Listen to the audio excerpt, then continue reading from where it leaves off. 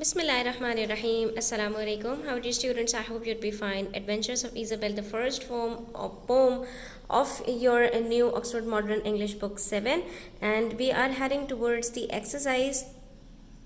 After completing exercise A, now we are going to play with words where we have been provided with sort of a puzzle and we have to find out the synonyms for the given phrases. Okay? Find words in the poem that have the same or nearly the same meanings. That is, you have to find out the synonyms as the following and then fill in the crossword. It's a crossword. You have to fill it out using these helping words, right? A type of a bag that is mentioned in this poem. So if you just go through the poem, and I have already discussed with you the meanings of the words given in the poem, you'll find out a word that is satchel.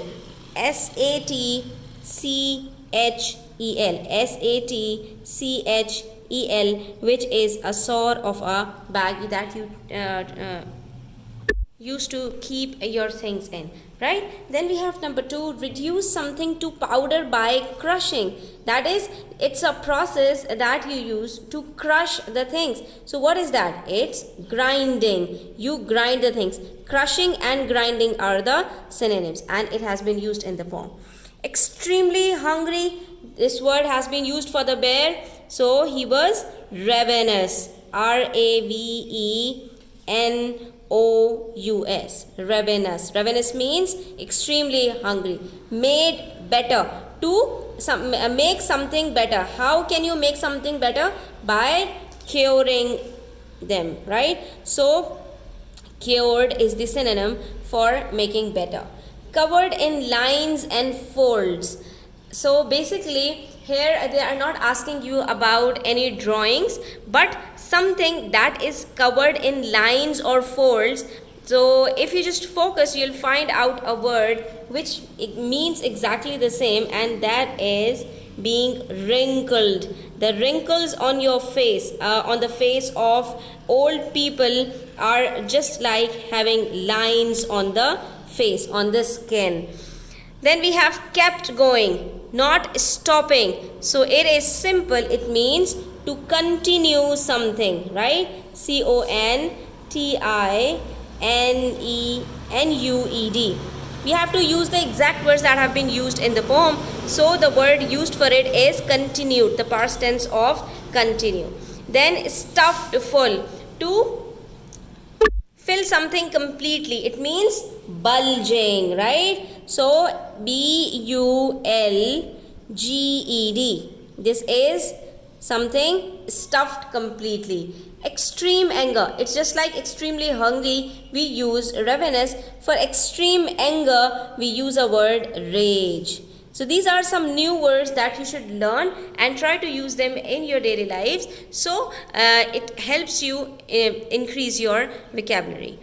Then we have number 9, a type of a bread. We discussed it so many times in the poem, and it's a zwieback, which is a sort of a rusk and a sort of a hard sort of bread.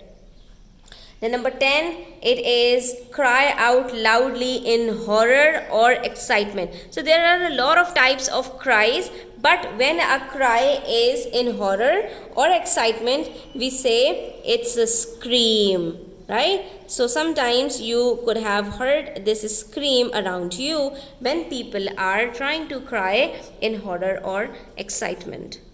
Okay, next we have idiomatic language, question number 2, which is related to the word catch. We use this word catch in a multiple ways, that is in different meanings. So here you have been provided with some phrases where they have used the words that are synonyms of catch, right? So we can use the word catch in different meanings. How? We are going to find it out in these sentences. So we have to use the word catch in a number of ways. If we say a nice mango caught my eye, this is the past tense of catch. So a nice mango caught my eye. This means my attention was arrested or taken hold of by the mango. That is, a nice mango captured my attention or taken hold of my attention of my eye, right? That is, my eyes is stuck on mango. So we have used this word catch in the meanings of catching attention और getting attention, ठीक है। तो ये जो word catch है या इसका past tense cot है, ये हम बहुत सारे डिफरेंट मीनिंग्स में यूज़ करते हैं। अब यहाँ पर हमारे पास कुछ सेंटेंसेस दिए हैं, हमें यहाँ पर देखना है कि कहाँ पर कैच का वर्ड फिट हो सकता है, ठीक है। तो यहाँ पर हमारे पास जो पहला वो है सेंटेंस, वो है टू गेट अ कोल्ड। तो हम यहाँ पर ये जो वर्ड यूज़ करते हैं, तो क्या गेट जो है हमारे पास यहाँ पर हम यूज़ कर सकते हैं to catch a cold, which means to get infected with cold virus. First of all, let us discuss the meanings and then we are going to make the sentences. Okay. Next, we have to check oneself during an action, right? So it's basically to catch something. It means to hold yourself back from doing something or to hold someone else back from doing something, ठीक है। किसी को जो है वो अपने कोई काम करते करते ऐसा हो जैसे जो है ना आपकी नज़र अपने किसी काम पर पड़े और आप फ़ौरन रुक जाएं। ये ज़्यादातर तब होता है जब आप किसी को बड़े गौर से देख रहे हों और आपको अचानक ये रियलाइज़ हो कि ये मैं क्या कर रही हूँ, तो फिर आप क्या करते हैं, अपनी नज़रें वहाँ से हटा लेते हैं, ठीक है। तो to check oneself during an action, ये कुछ करते हुए अपने आप के ऊपर नजर सानी कर लेना, अपने आप को ज़रा टटोल लेना, रियलाइज़ करना कि यार मुझसे कुछ गलती हो रही है, तो वहीं पर अपने आप को स्टॉप कर देना। तो ऐसे में भी हम ये कहते हैं to check oneself during an action, that is to catch oneself during an action. तो यहाँ पर भी हम ये वर्ड चेक की जगह पर जो है वो कैच यूज़ कर सकते हैं, ठीक है। सर्दी लग जाना, बीमार हो जाना, इसके अंदर भी टू कैच अ कोल्ड, और यहाँ पर अपने आप को चेक करना, तो इसके अंदर भी कहते हैं to catch yourself. To become affected by, कभी कभी हम ये जो वर्ड यूज़ करते हैं कैच, तो किसी चीज़ से मुतासर हो जाने के लिए भी यूज़ करते हैं टू गेट अफेक्टेड बाय, यानी टू कैच समथिंग। उसके बाद फिर हम ये वर्ड यूज़ करते हैं टू टेक और गेट सडनली और मोमेंटरली, ठीक है। किसी भी चीज़ का अचानक से हमला हो जाए, ठीक है, या एकदम से किसी भी चीज़ को जो है ना आप को सरप्राइज़ मिले, तो वहाँ पर भी आप कैच का वर्ड यूज़ करते हैं। उसके बाद कैच का वर्ड हम सुनने के लिए, देखने के लिए भी यूज़ करते हैं, टू हेयर और लिसन टू, यानी किसी चीज़ को गौर से देखना या गौर से सुनने के लिए भी हम कहते हैं कि टू कैच समथिंग। और उसके बाद टू अट्रैक्ट एंड फिक्स, कोई भी चीज़ से आप अट्रैक्ट हो जाएं और फिर उसके ऊपर आपकी नज़रें जम जाएं, तो उसके लिए भी आप ये वर्ड कैच का यूज़ करते हैं। जैसे कि आपने यहाँ पे कहा था a nice mango caught my eye, तो वहाँ पर आपकी आंखें जो थी वो क्या हुई थी, फिक्स हो गई थी, ठीक है। तो अब हम इसके ज़रा सेंटेंसेस बना लेते हैं और देखते हैं कि हम इसको सेंटेंसेस में किस तरह से यूज़ कर सकते हैं स्टूडेंट्स, ठीक है। तो यहाँ पर हमारे पास सबसे पहले है टू गेट अ कोल्ड, इसका मतलब क्या है, to get infected with cold virus. Next we have she caught a cold from one of her children, ये सेंटेंस आप इसका यहाँ पे बना सकते हैं। टू गेट अ कोल्ड की जगह पर शी गेट अ कोल्ड, तो शी कॉट अ कोल्ड यानी कि उसको सर्दी लग गई या उसको कोई इन्फेक्शन हो गया। उसके बाद to check oneself during an action, ये मैंने आपको बताया था यहाँ पर कि अपने आप को अचानक से कोई काम करते करते गौर करना और रुक जाना। तो आई caught my self before I said something I would regret, मैंने अपने अल्फाज पर गौर कर लिया इससे पहले कि मैं कुछ कहते और बाद में मुझे अफसोस होता, मैंने वहीं पर अपने अल्फाज को रोक लिया। अक्सर ऐसा होता है कि हम कुछ कहने के लिए जा रहे होते हैं, लेकिन हम जब अपने अल्फाज पर गौर करते हैं कि यहाँ पर अगर मैंने ये बात कह दी तो इसका क्या इम्पैक्ट हो सकता है, तो हम वहीं पर अपने आप को स्टॉप कर लेते हैं।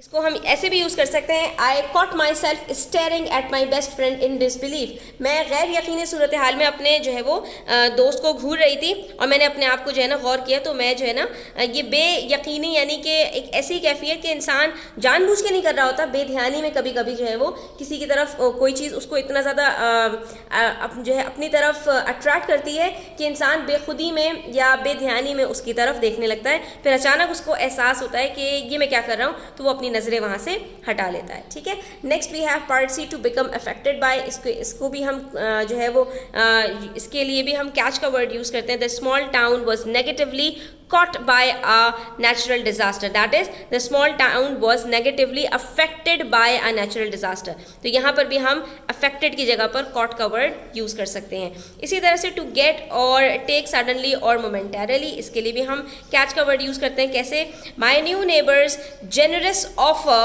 caught me by surprise, मेरे नेबर ने जो इतनी सखी दाता बनकर मुझे जो है वो ऑफ़र दी, तो इससे मैं बिल्कुल हैरान और परेशान हो गई, ठीक है, मतलब मैं हैरत में आ गई और सरप्राइज़ हो गई। तो किसी चीज़ से अचानक से जो है ना सरप्राइज हो जाने के लिए भी हम कॉट का वर्ड यूज़ करते हैं। Similarly the thief was caught by police, अब यहाँ पर हमने क्या कि अचानक से पुलिस ने जो है वो उसको पकड़ लिया, तो इसके लिए भी हम कहते हैं यानी किसी के ऊपर कब्जा जमा लेना या काबू पा लेना। काबू पा लेने का ज़्यादा वर्ड सही होगा यहाँ पर, टू टेक और समथिंग सडनली और टू गेट सडनली, यानी अचानक से उसके ऊपर काबू पा लिया, चोर को पकड़ लिया। उसके बाद किसी भी चीज़ को सुनने के लिए, देखने के लिए भी हम कैच का वर्ड यूज़ कर लेते हैं। Even though I was not in the room I caught bits of the conversation, यानी I heard bits of the conversation, मैं कमरे में नहीं थी लेकिन कमरे से गुजरते हुए जो है वो मैंने कुछ चीज़ें सुन ली। आई कॉट बिट्स यानी I heard bits of the conversation the head master was having with the teachers. Head master जो टीचर्स से बातें कर रहे थे, तो वो ऐसा अक्सर होता है कि हम किसी कमरे के पास से गुजर रहे होते हैं या कोई ग्रुप ऑफ पीपल कुछ बात कर रहा होता है, हम उसके करीब से गुजर रहे होते हैं तो कानों में आवाज़ पड़ जाती है, तो इसको हम क्या कहते हैं, आई कॉट, यानी कि कानों में आवाज़ का पड़ जाना। Similarly I caught the end of the song on the radio before I had to turn it off, मेरे कानों में आवाज़ पड़ गई रेडियो को बंद करने से पहले, सॉन्ग की इससे पहले कि मैं उसको बंद कर दी। ठीक है, और इसी तरह से हमने अभी जो है वो टू अट्रैक्ट एंड फिक्स के लिए भी देखा कि हम जो है वो किसी चीज़ से अट्रैक्ट हो जाएं और हमारी नज़रें जम जाएं, तो उसके लिए भी हम कॉट का वर्ड यूज़ करते हैं, कैच का वर्ड यूज़ करते हैं। The bright colours of the flowers caught my eye, जैसे वहाँ पर मैंगो के ऊपर आंखें जम गई थी, ऐसे ही यहाँ पर फ्लावर्स के ऊपर आंखें जम गई। As I walked by the garden the suspenseful plot of the book caught my attention, मेरी अटेंशन को ग्रैब कर लिया इसने। And I couldn't put it down until I finished it, यहाँ पर भी मेरी जो नज़रें थी वो अट्रैक्ट हो गई और फिक्स हो गई उस पर। Similarly the colour display in the store window caught my eye, अक्सर ऐसा होता है कि जो है वो हम विंडो शॉपिंग करते हुए जा रहे होते हैं, किसी चीज़ पर नज़रें अटक जाती हैं, जम जाती हैं और फिर हम बेखुद के अंदर उस शॉप के अंदर दाखिल होकर उस चीज़ को खरीद कर बाहर निकलते हैं। तो यहाँ पर भी यही हुआ, the colour display in the store window caught my eye and I had to go in and check it out, और मुझे उसको जो है वो देखना पड़ा क्योंकि कभी कभी हम अपने आप को बिल्कुल भी नहीं रोक पा रहे होते। सिमिलरली हमारे पास पार्ट 3 के अंदर भी एक वर्ड है टेक, ये भी हम बहुत सारे बेस में यूज़ कर सकते हैं। तो इंग्लिश एक ऐसी लैंग्वेज है जिसके अंदर आपके पास जो है शायद वर्ड्स की कमी है या क्या है कि आप एक ही वर्ड को बहुत सारे वास्ट मीनिंग्स के अंदर यूज़ कर सकते हैं। ठीक है, तो we also use the word take in a number of ways. Replace the italicised words, यहाँ पर आपको जो है वो इटैलिसाइज्ड वर्ड्स दिए गए हैं, यानी कि उनका फॉन्ट चेंज किया गया है, आपने उनको मार्क करना है। ठीक है, और उसके बाद आपको इनकी जगह पर आपने जो है वो यूज़ करना है वर्ड टेकन का। ठीक है, ये जैसे आपके पास टेक्स आफ्टर है, टेक डाउन है, टेकन इन है, टेकन ऑन है और फिर टेक इन है, तो इनकी जगह पर आप दूसरे वर्ड्स यूज़ करेंगे। ठीक है, तो अब हम देख लेते हैं कि हम यहाँ पर कौन कौन से वर्ड्स यूज़ कर सकते हैं। Adnan takes after his father, takes after का मतलब क्या होता है बच्चों, to look alike, to resemble, मुशाबहत होना, शबी होना, जो अपने फादर या मदर से शक्ल में मिलते जुलते बच्चे होते हैं तो हम उनको कहते हैं कि ये तो अपने बिल्कुल माँ की जैसा है या अपने वालिद की तरह है। तो हम यहाँ पर क्या कहते हैं, Adnan takes after his father, it means Adnan is similar to his father. ठीक है, तो हम यहाँ पर क्या कह सकते हैं, Adnan is similar to his father.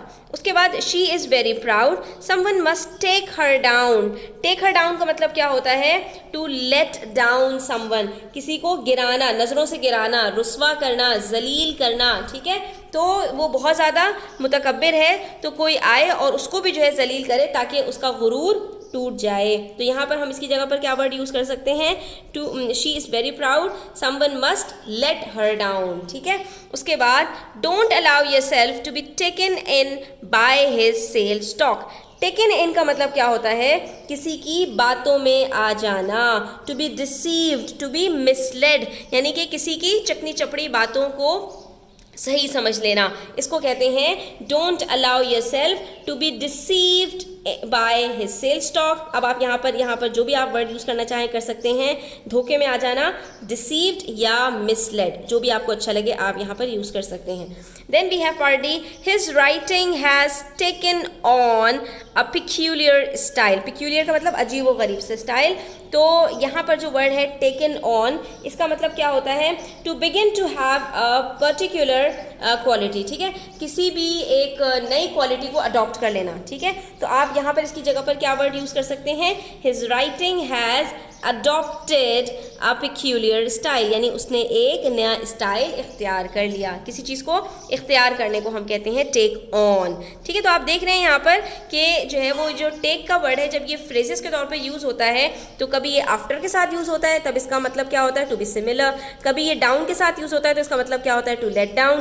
Take इन के साथ यूज़ होता है तो इसका मतलब होता है टू मिसलीड। उसके बाद टेक ऑन के साथ भी यूज़ होता है तो इसका मतलब होता है टू अडॉप्ट समथिंग। ठीक है, और उसके बाद ये टेक इन का जो वर्ड है ये जो है वो एब्जॉर्ब के लिए भी यूज़ होता है, टू अब्जॉर्ब समथिंग और टू कॉम्प्रीहेंड समथिंग या टू अंडरस्टैंड समथिंग, किसी चीज़ को समझने के लिए भी यूज़ होता है। Can you take in what the author means, क्या तुम समझ गए जो कि ऑथर कहना चाह रहा है, यानी can you absorb what the author means. यहाँ पर ये वर्ड भी हो सकता है इसका कि क्या तुम जो है उसकी बातों को डाइजेस्ट कर पा रहे हो, या can you understand what the author means, या तुम समझ पा रहे हो जो ऑथर कहने की कोशिश कर रहा है। तो आज की वीडियो यहीं तक स्टूडेंट्स। आई होप कि आपको ये जो मैंने आपके साथ फ्रेजेस यूज़ किए हैं और आपके साथ शेयर किए हैं तो ये आपको अच्छे लगे होंगे। वीडियो कैसी लगी कमेंट सेक्शन में अपनी राय का इजहार कीजिएगा। अच्छी लगी तो प्लीज़ लाइक कीजिएगा, अपने फ्रेंड्स के साथ शेयर कीजिएगा। चैनल पर नए हैं तो सब्सक्राइब कर लीजिएगा। अपना ख्याल रखिएगा। अल्लाह हाफिज़।